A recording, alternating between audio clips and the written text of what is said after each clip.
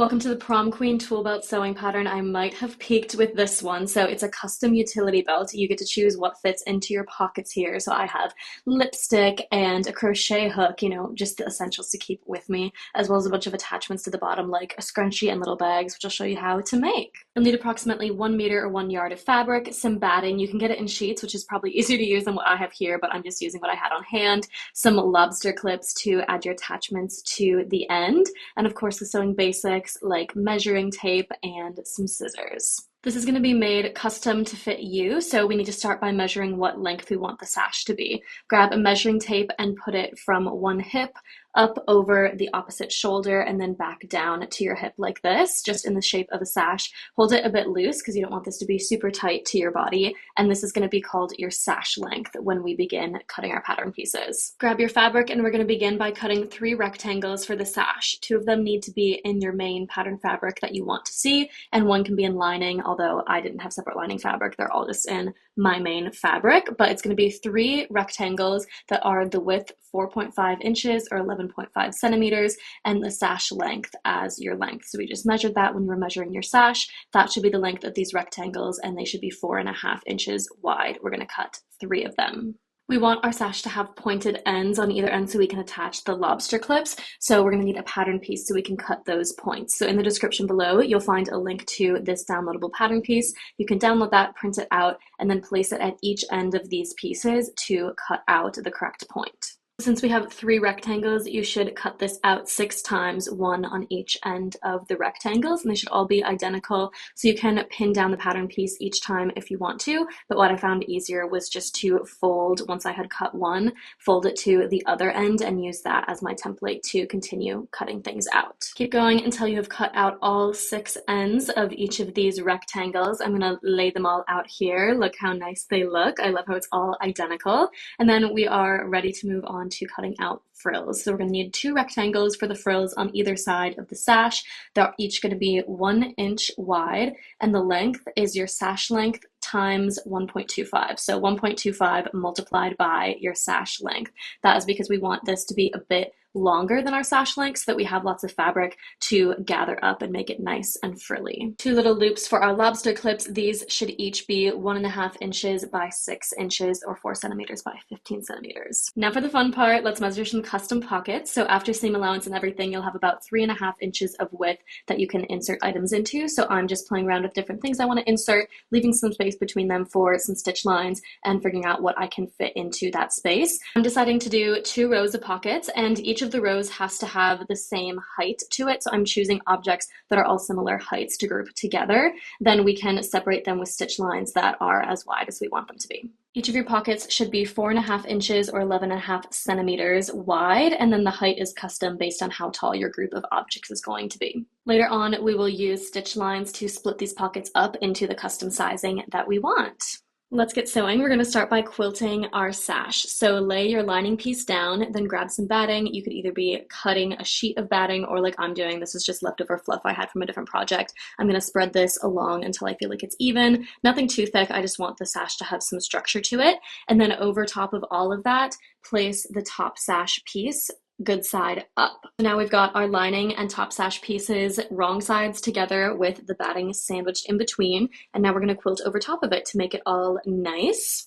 Pin everything down, and then how you quilt this is totally up to you as beginner or as advanced as you want to be. I just decided to do lines up and down, which was easy to do, especially with the checkerboard here. So I'm just going line, line, line, horizontally, line, line, line, vertically. My grid of lines are approximately 3/4 of an inch or 2 centimeters apart if you want to get the same look. So I just went all vertically down the entire sash and then went back horizontally to grid the lines together and quilt these pieces. There will be lots of threads after this, so grab your scissors, get all of those cleaned up and cut off. It's going to be easier to do it now than later, and then cut off any excess batting that's hanging out the edges. Grab your custom pockets and either serge or hem the top edge just so that it's finished off nicely, and we're going to match those up with the spaces that you want them to be on the sash. So I just did mine right one on top of the other on the front of the sash.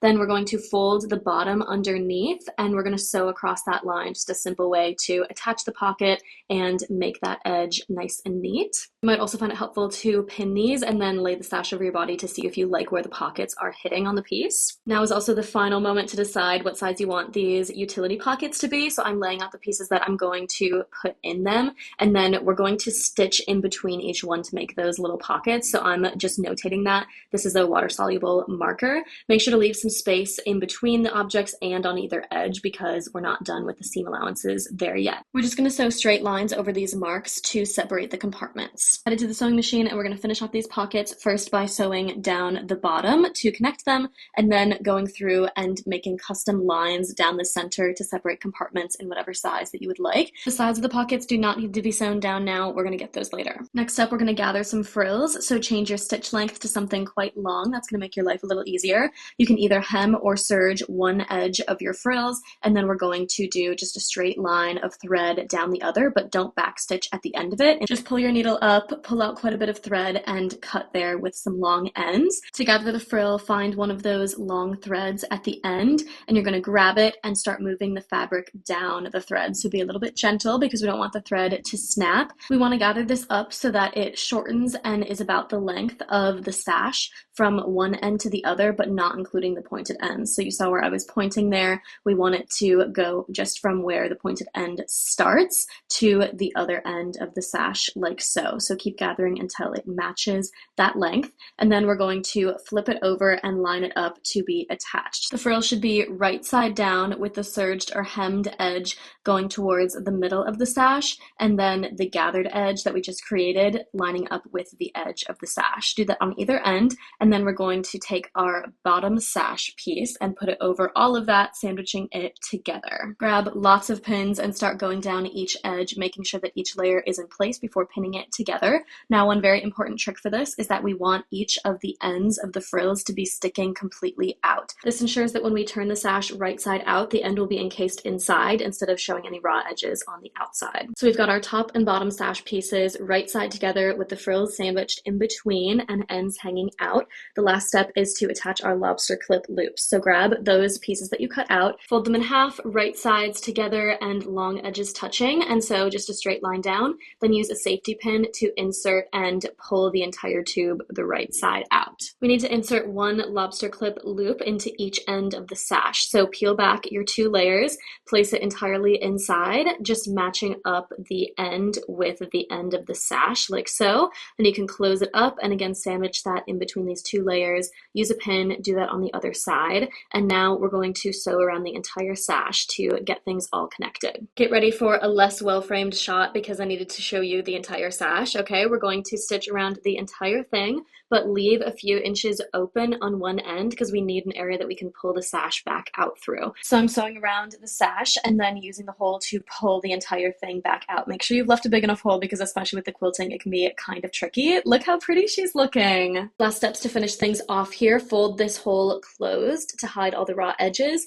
and we're going to top stitch around the entire sash, which should close off the hole as well as make everything else just lay nice and flat. So going down either edge with a top stitch like so. Then to add in some lobster clips. Open loops on either end of the sash that you can put through the end of your lobster clip. Depending on what size it is, you might want to cut them a little bit shorter. I did, so I'm inserting them here and then I'm going to fold it over a few times so that it's secure in there, and I've also covered up the raw edge of the loop, and then we can just sew back and forth on that little edge there to make everything nice and secure. And with that, you are done with the body of your sash, but we've got to talk about some fun add-ons. Okay, so I decided to make a matching scrunchie. This is a free video tutorial that's linked down below if you want to make one as well. I also wanted to attach a drink canister because I like to have a drink with me when I'm working on my sewing. This is a custom booze totes pattern that is in the Hot Girl Summer issue of Material Girls, also linked down below for free if you want to check it out. It takes you through how to measure any can, alcoholic or not, and make a custom tote for it. So instead of adding a strap, I just made more lobster clip loops. I also made a little tote for my phone, and I'm going to give just a very quick tutorial on this. It's the same instructions as in the booze tote, but you can just do it flat because it doesn't need to be cylindrical at all. So all I did was cut rectangles that were a bit larger than my phone, so I had some seam allowance, and I cut 4 of them. I placed 2 together, right sides together, and then another 2 together, right sides together, and sewed down the sides and the bottom. Here I am just putting one of them right side out with some lobster clip loops that I'm going to attach to either seam. So I'm just placing it on the seam, folding it up so that it forms a loop and pinning that into place on one side and then also on the other side.